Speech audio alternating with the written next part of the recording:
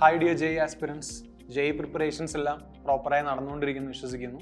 GIBന്റെ date ഒക്കെ announce ചെയ്തു. അപ്പോൾ GIB പ്രോപ്പറായി എഴുതുക. GIBയുടെ സബ്ജക്ട്സ് വന്നിട്ടുണ്ട്. അപ്പോൾ അതിൻ്റെ റിവിഷനൊക്കെ പ്രോപ്പറാകുന്നുണ്ടെന്ന് വിശ്വസിക്കുന്നു. പക്ഷെ എന്നാലും ഈ ഒരു വീഡിയോ ആക്ച്വലി നിങ്ങളുടെ റിവിഷൻ പ്ലാൻസ് എങ്ങനെ എഫക്റ്റീവായിട്ട് നടത്താമെന്നുള്ളതാണ്. കാരണം വളരെ ചുരുങ്ങിയ സമയം കൊണ്ടാണ് നമുക്കിനി JEE മെയിൻസ് പ്രിപ്പറേഷൻ ഉള്ളത്. ആ സമയത്ത് നമുക്ക് ക്ലാസ്സുകൾ കണ്ട് പഠിച്ചു പോകുന്നതിൻ്റെ കൂടെ തന്നെ എങ്ങനെ ഈ പഠിച്ച കാര്യങ്ങൾ ഓർത്തിരിക്കുക എന്നുള്ളൊരു കാര്യം കൂടെ വേണമല്ലോ. അപ്പോൾ അതാണ് മെയിൻലി റിവിഷൻ പ്ലാനിലുള്ളത്. നിങ്ങളിപ്പം JEE ടോപ്പേഴ്സിൻ്റെയൊക്കെ ഇൻ്റർവ്യൂസ് ഒക്കെ കാണുമ്പോൾ ചിലപ്പോൾ നിങ്ങൾ കേട്ടിട്ടുണ്ടായിരിക്കും, അവർ മാക്സിമം സമയം യൂസ് ചെയ്ത് പഠിക്കും. ഒരു 6 മണിക്കൂർ ഉറങ്ങുവാണെങ്കിൽ ബാക്കിയുള്ള സമയങ്ങളിൽ ഫുഡിന് വേണ്ടി കുറച്ച് സമയം മാറ്റി വെച്ചാലും മാക്സിമം എന്ത് ചെയ്യാറുണ്ട്, പഠിക്കാൻ വേണ്ടി ഉപയോഗിക്കാറുണ്ടെന്ന് പറയുന്നത്. അപ്പോൾ നിങ്ങൾ നിങ്ങളുടെ ഒരു ഡേ ഇൻ മൈ ലൈഫ് അല്ലെങ്കിൽ ഡേ ഇൻ യുവർ ലൈഫ് നോക്കുമ്പോൾ ആ 24 മണിക്കൂറിൽ നിങ്ങൾ എത്രത്തോളം പ്രൊഡക്റ്റീവായി യൂസ് ചെയ്യുന്നുണ്ടെന്ന് ഫസ്റ്റ് ഓഫ് ഓൾ ഒന്ന് ആത്മാർത്ഥമായി ചിന്തിച്ച് നോക്കുക.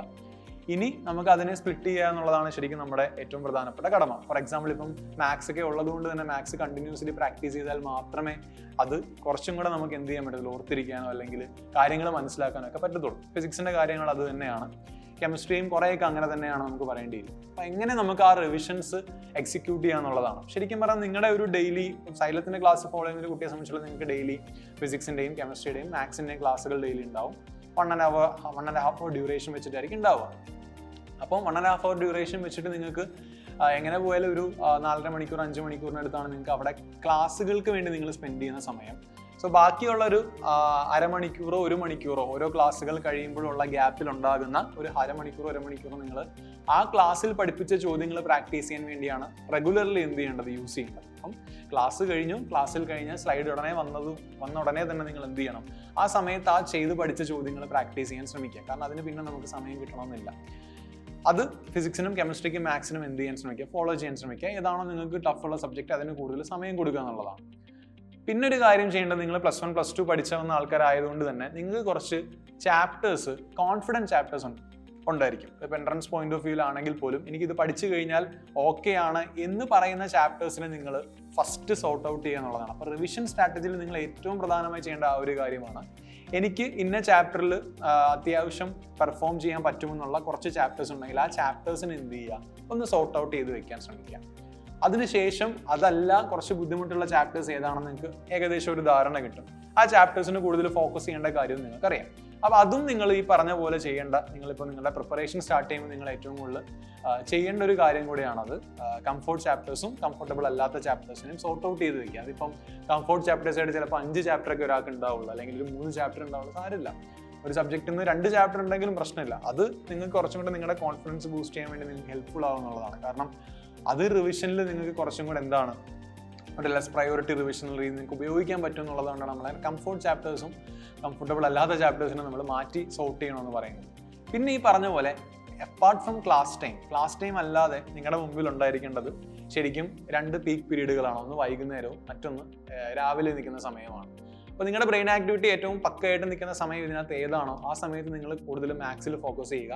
മാത്സിൽ നിങ്ങൾ പഠിച്ച കാര്യങ്ങൾ, അത് നിങ്ങളിപ്പോൾ ഏത് ചാപ്റ്ററാണ് ഇപ്പോൾ റൺ ചെയ്തുകൊണ്ടിരിക്കുന്നത്, ഇപ്പോൾ നിങ്ങളിപ്പോൾ വൈകുന്നേരം മാത്സിന് വേണ്ടി സ്പെൻഡ് ചെയ്യുകയാണെങ്കിൽ നിങ്ങൾക്ക് വൈകുന്നേരം ക്ലാസ് കഴിഞ്ഞാൽ ഏകദേശം ഒരു 6 to 10 വരെ നിങ്ങൾക്ക് സമയം കിട്ടും. ഏകദേശം 4 hours സമയമാണ് നിങ്ങൾക്ക് അവിടെ കിട്ടുക.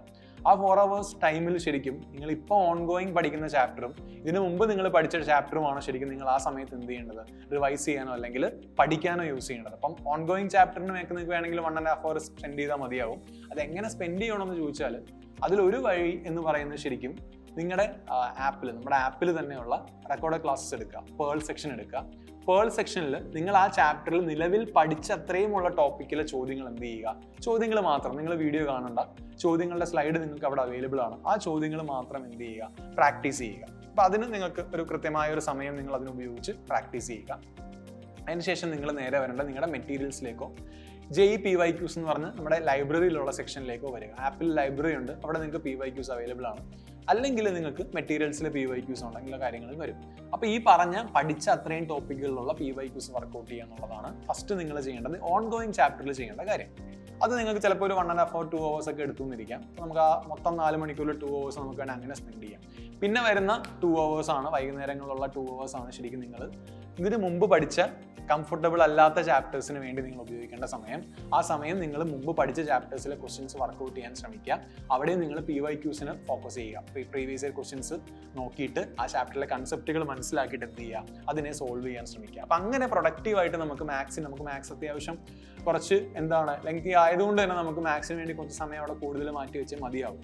പിന്നെ മോർണിംഗ് സെഷൻസിൽ നിങ്ങൾക്ക് ഫിസിക്സ് കെമിസ്ട്രി നിങ്ങളുടെ ഇഷ്ടപ്രകാരം നിങ്ങൾക്ക് ഡിവൈഡ് ചെയ്യാം. കാരണം ഫിസിക്സിന് ഒരുപാട് സമയം എടുക്കുന്ന, നിങ്ങൾക്ക് വേണമെങ്കിൽ കെമിസ്ട്രി മാത്സിനോട് ഇൻകോപ്പറേറ്റ് ചെയ്യാവുന്നേ ഉള്ളൂ കേട്ടോ. കാരണം ഇപ്പം നമുക്കറിയാം മെയിൻസിനൊക്കെ ആകുമ്പോൾ നമ്മൾ ഫിസിക്സും കെമിസ്ട്രിയും കുറേയൊക്കെ പഠിച്ചാൽ തന്നെ നിങ്ങൾക്ക് നല്ലൊരു പെർസെൻറ്റേജിലേക്ക് എത്തിച്ചേരാൻ സാധിക്കും. അത് നിങ്ങളുടെ ഓൺ ദ ഗോയിൽ നിങ്ങൾക്ക് കെമിസ്ട്രി അതിലേക്ക് ഇൻകോപ്പറേറ്റ് ചെയ്യാവുന്നതേ ഉള്ളൂ, പ്രശ്നമില്ല. ഇനിയിപ്പോൾ മോർണിംഗ് സെഷനിലേക്ക് വരുമ്പോൾ ഫിസിക്സും ഇതേ സ്ട്രാറ്റജി തന്നെ ഫോളോ ചെയ്യാൻ ശ്രമിക്കുക. ഫിസിക്സിലും പഠിച്ച ചാപ്റ്റേഴ്സിന് ഒരു 1.5 hour സ്പെൻഡ് ചെയ്തിട്ട് ഈ പറഞ്ഞ പോലെ പേൾ സെക്ഷനിലെ ക്വസ്റ്റ്യൻസും ലൈബ്രറിയിലോ മെറ്റീരിയൽസിലോ ക്വസ്റ്റ്യൻസിന്റെ PYQs പ്രാക്ടീസ് ചെയ്യുക. ബാക്കി 1.5 hour നിങ്ങൾ എന്ത് ചെയ്യുക, തൊട്ട് മുമ്പുള്ള ചാപ്റ്ററോ അതിൽ ഇനി വരാൻ പോകുന്ന എക്സാം ഏതെങ്കിലും ഉണ്ടെങ്കിൽ അതിനുള്ള ചാപ്റ്റർ എന്ത് ചെയ്യുക, റിവൈസ് ചെയ്യുക. ഇക്വേഷൻസ് ഒക്കെ എഴുതി വെച്ച് ഇക്വേഷൻസ് ഒക്കെ മൈൻഡ് മാപ്സ് നോക്കിയോ അല്ലെങ്കിൽ എഴുതി വെച്ച് ഇക്വേഷൻസ് നോക്കിയോ പ്രാക്ടീസ് ചെയ്തിട്ട് അതിന് റിവൈസ് ചെയ്യാൻ ശ്രമിക്കുക. ഈവൻ എനിക്ക് ആ 1.5 hour എനിക്കൊരു 4 ക്വസ്റ്റിനോ അല്ലെങ്കിൽ 5 ക്വസ്റ്റിനേ ചെയ്യാൻ പറ്റുള്ളൂ മാത്സിൽ അല്ലെങ്കിൽ ഫിസിക്സിലെങ്കിൽ പോലും നിങ്ങൾ എന്ത് ചെയ്യാൻ പാടില്ല, തളരാൻ പാടില്ല. ഓക്കെ, എനിക്ക് ഇത്രേ പറ്റുന്നുള്ളൂ എന്ന് വിചാരിച്ചൊരിക്കലും എന്ത് ചെയ്യരുത്, വിഷമിക്കരുത്. കാരണം ഇനിഷ്യലി ചിലപ്പോൾ നമുക്ക് ചെയ്യാൻ പറ്റുന്ന ക്വസ്റ്റ്യൻസിന് എണ്ണം വളരെ കുറവായിരിക്കും. പക്ഷേ വിത്ത് പ്രാക്ടീസ് നമ്മളിപ്പം ഇന്നൊരു ക്വസ്റ്റ്യൻസ് 4 ചോദ്യം 5 ചോദ്യം ഞാൻ പെർഫെക്റ്റ്ലി ചെയ്ത് പഠിച്ചെങ്കിൽ ഉറപ്പായിട്ടും നിങ്ങൾക്ക് അടുത്ത ദിവസം ഒരു ക്വസ്റ്റ്യൻ എങ്കിലും നിങ്ങൾക്ക് എണ്ണം കൂട്ടാൻ സാധിക്കും. സോ ഓൺ ദ ഗോ നിങ്ങൾ ആ ഒരു പാറ്റേണിലേക്ക് എത്തിച്ചേരും. ചിലവരുണ്ട് റാൻഡമായി പഠിക്കുന്നവരുണ്ട്, അത് അവരുടെ ഇഷ്ടമാണ്. ഞാനിപ്പോൾ ഒരു സ്കെഡ്യൂൾ പറഞ്ഞതെന്ന് വെച്ചാൽ ആക്ച്വലി അതൊരു ഫോളോ അപ്പ്, ഒരു സ്കെഡ്യൂളിൻ്റെ ബേസിൽ പോകണമെന്ന് ആഗ്രഹിക്കുന്നവർക്ക് വേണ്ടി പറഞ്ഞതേ ഉള്ളൂ.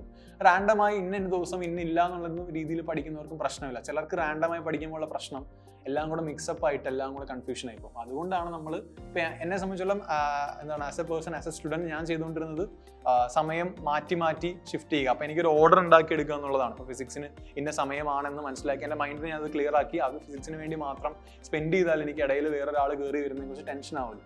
പക്ഷെ അങ്ങനെ അല്ലാത്തവരുണ്ടാവും, അതൊക്കെ അങ്ങനെ ഫോളോ ചെയ്യും. ഇത് ഒരു പ്രോപ്പർ സ്കെഡ്യൂളിൽ പോകുന്നത്. അപ്പോൾ നമുക്കിപ്പോൾ റിവിഷൻ സ്ട്രാറ്റജി എന്ന് പറയുമ്പോൾ ഇങ്ങനെ തന്നെ നമ്മൾ എന്ത് ചെയ്യണം, ഫോക്കസ് ചെയ്ത് പോകണം. ഒരു ദിവസം നമ്മൾ 3 സബ്ജക്ട്സ് പഠിക്കുകയാണെങ്കിൽ ആ 3 സബ്ജക്ട്സിൻ്റെ കൂടെ സമയം കണ്ടെത്തി അതിന് മുമ്പുള്ള ആ സബ്ജക്ട്സ് തന്നെ ചാപ്റ്റേഴ്സിന് എന്ത് ചെയ്യുക, ഫോക്കസ് ചെയ്ത് പഠിക്കുക. പിന്നെ ഒരു കാര്യം എന്ന് വെച്ചാൽ നമുക്കിപ്പോൾ GIBs ഒക്കെ അനൗൺസ് ചെയ്യുമ്പം അത് പ്രീ പ്ലാൻഡ് ആയിട്ട് അനൗൺസ് ചെയ്യുന്നതാണ്. ഇത്ര ദിവസങ്ങൾ മുമ്പ് നിങ്ങൾക്ക് GIBs അനൗൺസ് ചെയ്യും. അപ്പം ഉറപ്പായിട്ടും അത് GIB എക്സാമിന് തലേദിവസം കിട്ടുന്ന അവധിക്ക് നമുക്ക് ഒരിക്കലും എന്ത് ചെയ്യാൻ പറ്റത്തില്ല, മൊത്തം ഇരുന്ന് പ്രാക്ടീസ് ചെയ്യാൻ പറ്റത്തില്ല. അപ്പം GIBയുടെ പ്ലാനിങ് അനുസരിച്ച് നിങ്ങൾക്ക് റിവിഷനെ എന്ത് ചെയ്യാം, അതനുസരിച്ച് സെറ്റ് ചെയ്യാം.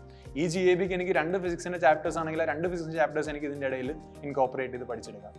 അടുത്ത GIBക്ക് 4 ചാപ്റ്റേഴ്സ് ആണെങ്കിൽ ഇപ്പോൾ ഒരു ക്വാർട്ടർ കാണും, ഒരു 2-3 ആഴ്ച കാണും. ആ 3 ആഴ്ചകളിൽ ഈ 4 ചാപ്റ്റേഴ്സിനെ വെട്ടി എന്ത് ചെയ്യുക, റിവൈസ് ചെയ്ത് കൊണ്ടുവരിക. അപ്പോൾ റിവിഷൻ എന്ന് പറയുമ്പോൾ നിങ്ങൾ ഇപ്പോൾ നിലവിൽ പഠിക്കുന്ന ചാപ്റ്റേഴ്സ് ഒന്നുകൂടെ പഠിക്കുക മാത്രമല്ല, നിലവിൽ പഠിക്കുന്നതിൻ്റെ കൂടെ മുമ്പ് പഠിച്ചു പോയ ചാപ്റ്റേഴ്സിനെ ഇടയിലേക്ക് ഇൻകോപ്പറേറ്റ് ചെയ്ത് സ്പീഡ് കൂട്ടി പോവുക. അപ്പോൾ ഫസ്റ്റ് ഇനിഷ്യൽ ഫേസിൽ നിങ്ങൾക്ക് ചിലപ്പോൾ കുറച്ച് സ്ലോ ആയിട്ടായിരിക്കും റിവിഷൻ പോവുക, പക്ഷെ അത് മെല്ലെ കൂട്ടാൻ സാധിക്കും. പക്ഷെ റിവിഷന് വേണ്ട ടൂളുകൾ ഞാൻ ഒന്നുകൂടെ പറയുകയാണ്.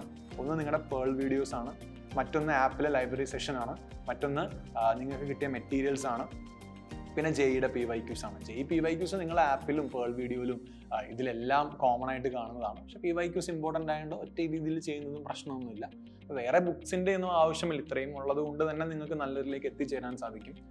പിന്നെ ഒരു സ്ട്രാറ്റജിയും കൂടെ പറയാം. JEE മെയിൻസിനെ സംബന്ധിച്ചിടത്തോളം നിങ്ങളുടെ കംഫോർട്ടബിൾ സബ്ജക്ട്സ് ഞാൻ പറഞ്ഞല്ലോ ഫോക്കസ് ചെയ്യണമെന്ന് പറഞ്ഞു. അപ്പോൾ അവിടെ നിങ്ങൾക്ക് ഇപ്പം ഫിസിക്സും കെമിസ്ട്രിയും അത്യാവശ്യം നല്ല രീതിയിൽ അറിയാമെങ്കിൽ നിങ്ങൾക്ക് മാത്സിൽ കുറേയൊക്കെ എന്ത് ചെയ്യാം, കോംപ്രമൈസ് ചെയ്യാം. അങ്ങനെ ഡയറക്റ്റ്ലി പറയല്ല, മാത്സിൽ പഠിക്കേണ്ട കാര്യങ്ങൾ തന്നെയാണ്. പക്ഷേ ഒരു ഇപ്പം നിങ്ങളൊരു ട്രെൻഡ് നമുക്ക് അനലൈസ് ചെയ്താൽ തന്നെ നിങ്ങൾക്ക്, പക്ഷേ അവിടെ കോൺഫിഡൻ്റ് ആയിരിക്കണം ഫിസിക്സും കെമിസ്ട്രിയും. അങ്ങനെ ആണെങ്കിൽ ഇവിടെ നിങ്ങൾക്ക് കുറച്ച് ക്വസ്റ്റ്യൻസ് എന്ത് ചെയ്യാം, മാത്സിലേക്ക് വിട്ടാൽ നിങ്ങൾക്ക് നല്ലൊരു പെർസെൻറ്റിലേക്ക് എത്തിച്ചേരാൻ സാധിക്കും. അപ്പോൾ അതനുസരിച്ച് അത് നിങ്ങൾക്ക് മനസ്സിലാവുന്നത് ഓരോ GIB എഴുതുമ്പോഴാണ്. ഈ പ്രാവശ്യം ഈ GIB എഴുതാൻ പോവാണ്. ആ GIB എഴുതുമ്പോൾ ഞാനിപ്പോൾ മാത്സിൽ ഇത്ര ക്വസ്റ്റ്യൻസ് അറ്റൻഡ് ചെയ്തിട്ടുണ്ടെങ്കിൽ പോലും ഞാൻ ഫിസിക്സിലും കെമിസ്ട്രിയിലും നെഗറ്റീവ് വരാതെ മാക്സിമം ക്വസ്റ്റ്യൻസ് അറ്റൻഡ് ചെയ്ത് കഴിഞ്ഞാൽ നിങ്ങളുടെ പെർസെൻറ്റേജ് അങ്ങ് ഓട്ടോമാറ്റിക്കലി കൂടും. അപ്പോൾ അത് നിങ്ങൾക്ക് ഓരോ എക്സാമുകളിൽ നിങ്ങൾക്ക് അത് മനസ്സിലാവത്തുള്ളൂ. അത് നിങ്ങൾക്ക് ഓൺ ദ ഗോയിൽ നമുക്ക് അതിൻ്റെ ട്രിക്സ് ഒക്കെ പറഞ്ഞുതരാം. റിവിഷൻ സ്ട്രാറ്റജിയിൽ നിങ്ങൾ ബേസിക്കലി ഈ പറഞ്ഞ പോലെ മെറ്റീരിയൽസും ലൈബ്രറിയും PYQസും പേൾ വീഡിയോസും നോക്കി ഓരോ ദിവസവും പ്ലാൻ ചെയ്ത് സെറ്റാക്കി എടുക്കുക. So thank you so much. See you soon.